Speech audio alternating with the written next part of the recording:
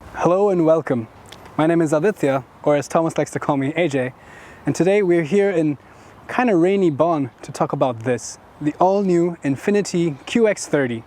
We're going to take an in-depth look at the exterior, the interior, and the driving experience. Interested? Let's go.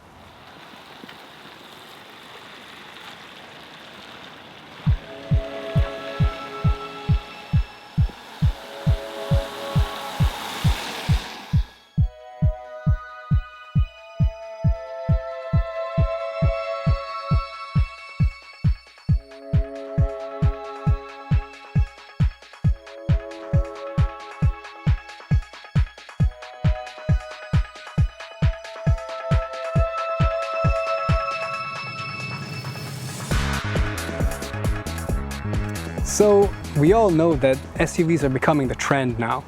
Everybody loves them, and manufacturers are going head over heels to fill in every little niche segment with a different offering.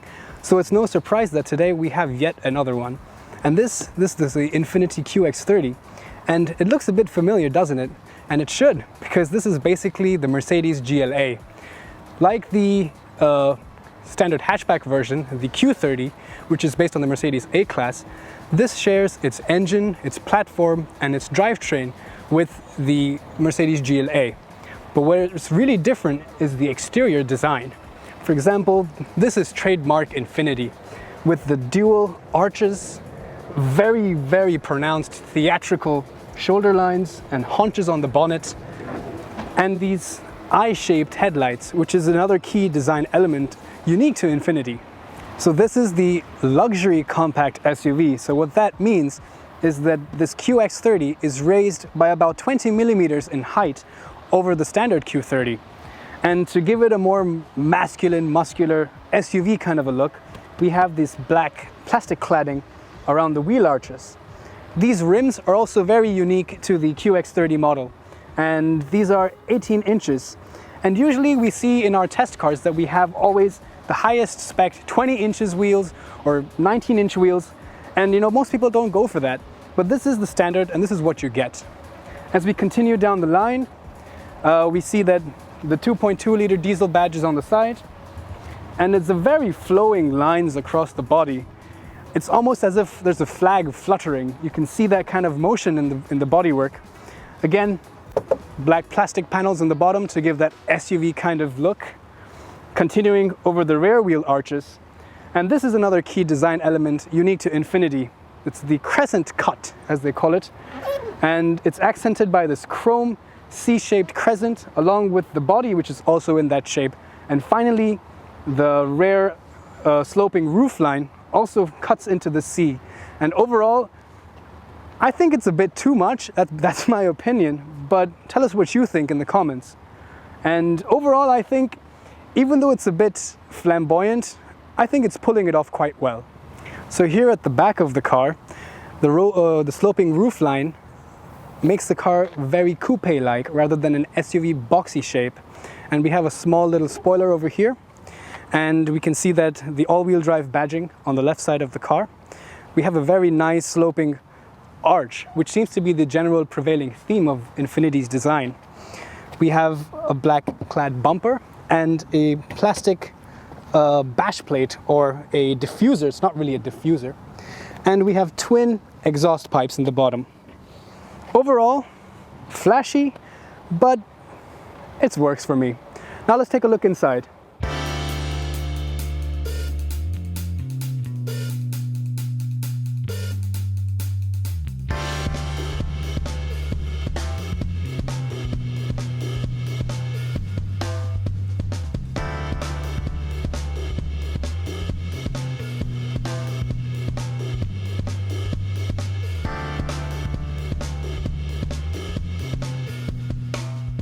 So here we have the Infiniti car key, Deja Vu. It looks exactly like the Mercedes key. So unlock the door.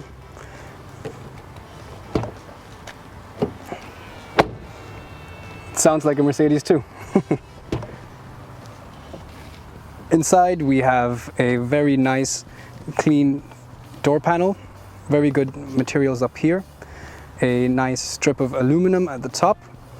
We have this wooden inlay but you can spec to change this to perhaps like a black colored glossy plastic as well. All the buttons are all again lifted from the Mercedes collective bin of parts, and that's a good thing because these are very, very good build quality. So the interior looks really premium. I think it's perhaps as premium, if not maybe a little bit more than the Mercedes. And Infiniti has done a very good job of adding their own Japanese flair to this whole design. This car comes spec'd with the optional chocolate or coffee brown color leather. Although we at Autogefühl, we prefer to have regular eco-friendly Alcantara or fabric seats. This car does come with the fabric seat option in the base trim level. So let's get inside the car. First of all, this is not a very spacious car, and it's not meant to be, I guess. And I am all of 5'8", that's 1.7 meters. And if I sit upright, I don't have that much of headroom. And the seats are very comfortable, but it's certainly a little bit more hemmed in rather than a big, open area. So here inside the cockpit, the exterior design elements such as all these curves and these crescent shapes that we saw outside are continued throughout here. Even though it is a bit reminiscent of the Mercedes A-Class, one thing that really stands out is the center MMI screen, which in this case is integrated in the dashboard and is a very nice touchscreen. We'll look into that a little bit more detail further on. But apart from that, it does feel very premium. There's a lot of storage spaces, and as you saw earlier, the doors also have some bins to store your water bottles. There's also a pretty decent glove box, not cavernous, but adequate. And cup holders, center armrest, the standard. So here we have the steering wheel. It's not too large, it's very meaty. I like the grip. There are several buttons on the wheel as well. On the left side we have the navigation controls for the instrument cluster. On the right side we have the voice activation button as well as the telephone controls. And the steering wheel can be adjusted for height and reach, so that's a good thing. And we have paddle shifters for the gears system as well, since this is a 7-speed automatic. And overall, it has a very good fit and finish. It doesn't shake around too much and doesn't squeak, so I like it. So here we have the instrument console. We have two classic retro analog dials for the tachometer and the speedometer. In the middle we have a small screen which has a lot of information about your trip, the navigation, your music, a lot of the onboard car information such as assistance graphic, the service intervals, and you have a setting to change a lot of the small features inside the car like lights. And that's about it. Now the center console is finished with a piano black plastic, glossy, which looks nice, but after a couple weeks it starts leaving fingerprints. And down here we have a swivel knob which controls the screen for your MMI system. We have hotkey buttons to go back and home and for the phone and the audio. And now this is a really nice shifter. In fact, this is the Mercedes AMG line automatic shifter. And if you want this in a Mercedes, you have to spec the AMG trim level. But with the QX30, this comes as standard. And we have 3 driving mode selectors here. And behind it, we have a small little compartment with 2 USB sockets. Right above that, we have the climate control. And again, I think it's very standard. This does not have any seat heaters, so it is just air conditioning. And above that, we have some other controls, and the seat heating controls are over here instead of down here. And this is the 6 CD changer. You have the buttons to select the CDs, the volume knob, and again, several other hotkey functions. So let's take a look at the MMI screen. Thankfully, this is touch, so we have several options here. The navigation is pretty good. I think because it's touchscreen, you can move the screen around very easily. That's helpful when you want to quickly check where you're going. Now, when you connect your phone, you can play music through it as an iPod, or you can connect it through Bluetooth so that you can use your phone to make calls with the car. Apart from that, there are some apps that you can have installed. You have clock, compass, guides, and that's about it actually. But apart from that, you have a lot of settings for your Bluetooth, for your navigation. You can basically change everything about the system that was working here, and the camera and sonar sensors that are around this car. So all in all, it's a good system. So as I said, we have a panoramic sunroof.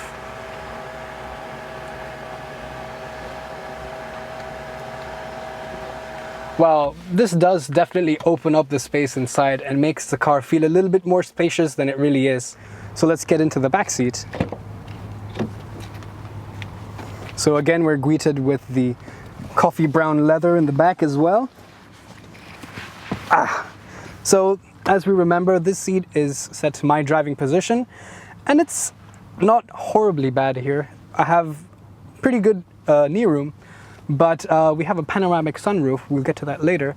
But because of that, a lot of the headroom is taken away, and Thomas, I don't think he would fit inside here. Apart from that, we have AC vents, so keep you nice and warm or cold depending on your weather. We have a central armrest with cup holders in the middle and a 12-volt power socket as well. And unfortunately, like most cars these days, we have a big central transmission tunnel which runs right down the middle, which means that this car is a 4-seater only. So let's open the trunk. As you can see up here, we don't have an electronic retraction. You have to do it by your hand. The loading lip is quite small. That's the first thing I noticed. There are some nice metal inserts in the bottom so that when you take out your luggage, you don't scuff the bottom of this lip. The loading area is quite large, not fantastic. We have the sound system's subwoofer and the emergency kit down as well. If you want, you can spec the optional spare tire.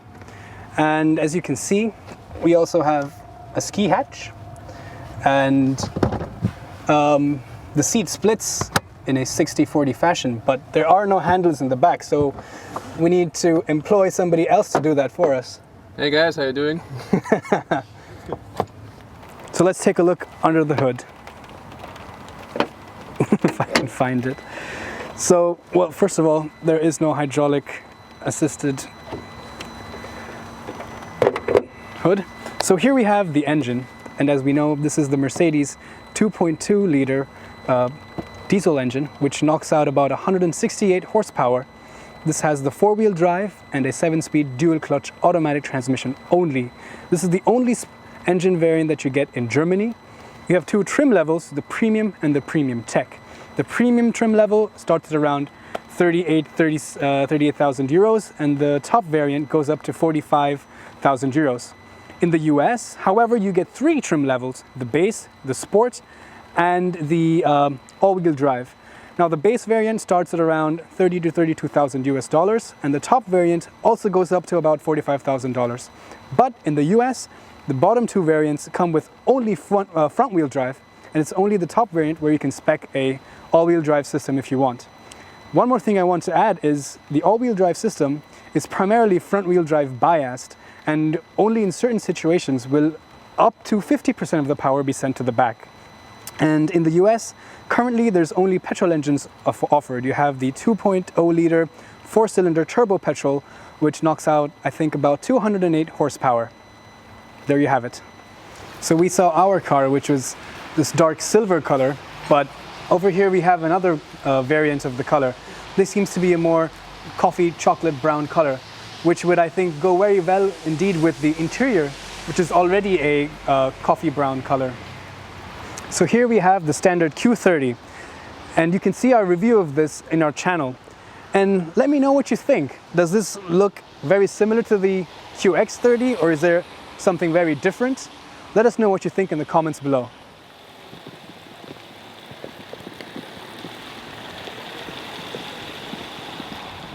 So here we are taking a drive in the new QX30.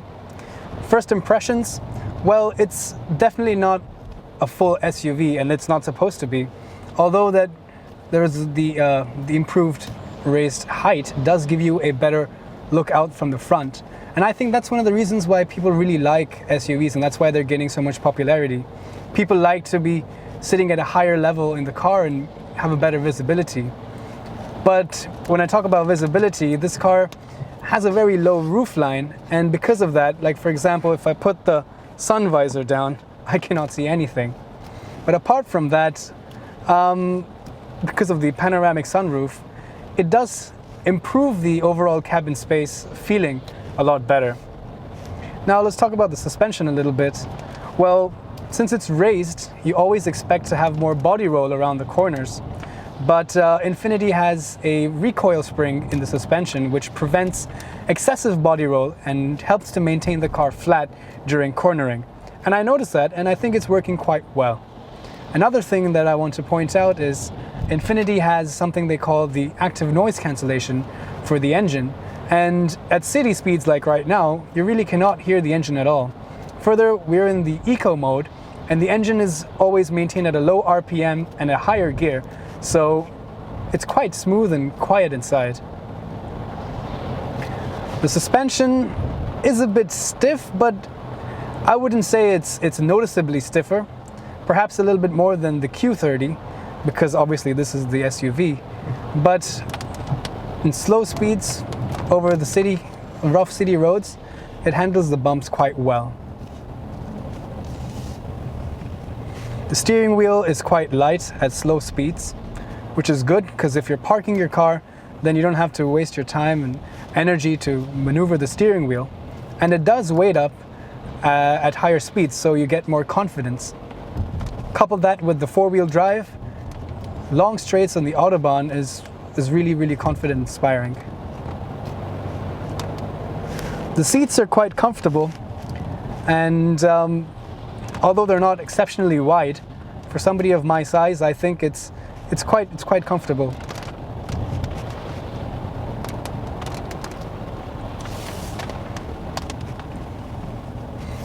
One thing I notice is that the air conditioning vent is right next to my left hand, and my hand's getting a bit cold because the cold air is blowing straight into my hand and not into my face. And even the right air conditioning vent, perhaps I would have liked it to be a little bit higher. And speaking of air conditioning vents, the knob to adjust the temperature is quite far down low, and it's a bit distracting when I want to change the temperature while driving. Perhaps it could be a bit higher instead of this big CD changer. I mean, this is outdated technology. Mercedes should realize that nobody really needs such a big CD player in the middle, and maybe we could have some kind of a smart integrated system instead. Apart from that, I have a dead pedal for my left leg, so I can always rest that there and no problems. The brakes are quite progressive, as I just realized. So again, in wet conditions like today, a lot of stability and a lot of grip. We have 3 driving modes. We have Sport, we have Manual. So with this, you can change it with the paddle shifters, and you can hear the engine a little bit.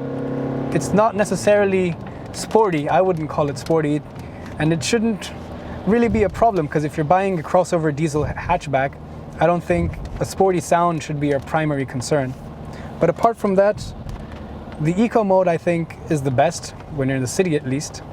And right now we're getting about 7.7 liters for 100 kilometers, which is in realistic terms not bad.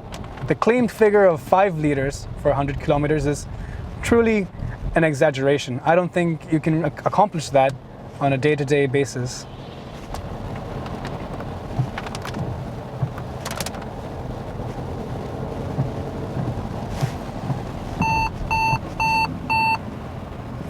See, there's a lot of safety warnings as well. We have a blind spot detector, we have lights, so if there's a car behind you in your blind spot, it'll give you a little light to show you that. There's a sonar sensor which tells you that if you're getting too close to the car in front and alerts you to brake. Apart from that, we have lane departure warning systems. So if I stray too far off the lane and the car notices that, the steering wheel starts to vibrate a little bit to let me know that, hey, get the car back in line.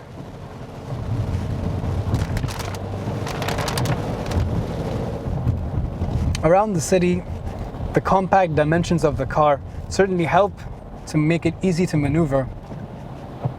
So even though this car is supposed to be a global car, and Infiniti plans to sell the same kind of car everywhere, even in the US, this seems to be more centered towards a European market.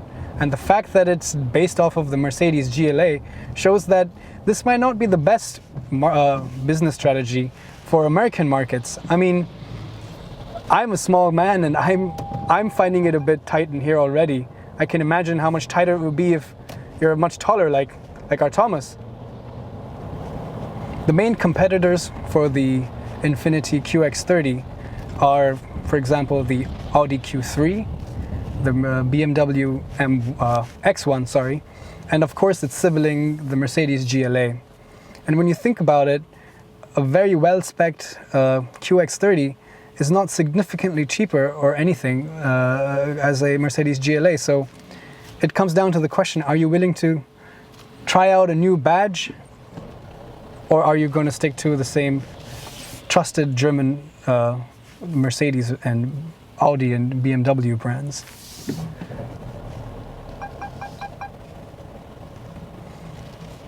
Talking about sales of Infiniti, Infiniti's primary market is the US.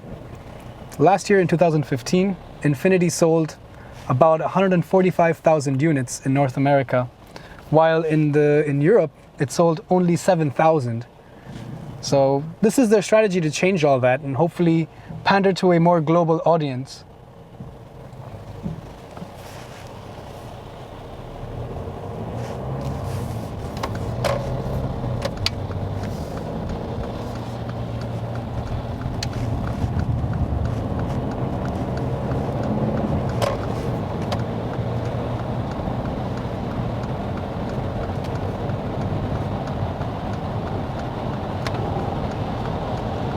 So now let's get on the Autobahn and see how the car performs there. Around these corners, the car does tend to stay flat. So the recoil springs are helping.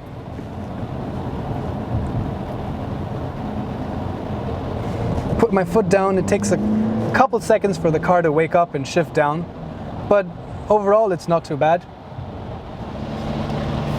In the sports mode, the engine holds the lower gear for a longer time and the engine becomes a little bit more audible. But by no means is this car a sporty sports car. It's trying to be a little bit more engaging, but that's about it. The navigation screen is also very well laid out. It's not too bright and it's not too distracting, but at the same time it's very visible and very easy to understand. A lot of navigation systems are a bit complicated and sometimes it's not the best driver's aid. In fact, it kind of distracts the driver and has been known to cause more problems than helping. But I think this system is quite all right.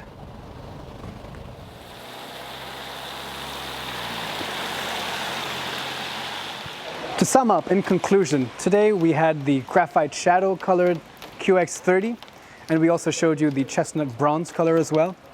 What I like about this car, well, first of all, I think the design is really something spectacular. You might like it, you might hate it, but it certainly evokes an opinion out of everybody. Secondly, I think the quality of the materials and the interiors is very top-notch. What I don't like about the car is perhaps the interior space. And since they want this car to pander to a global audience, they might want to rethink that a little bit. So, the Infiniti QX30, German DNA, Japanese brand, but truly a global player.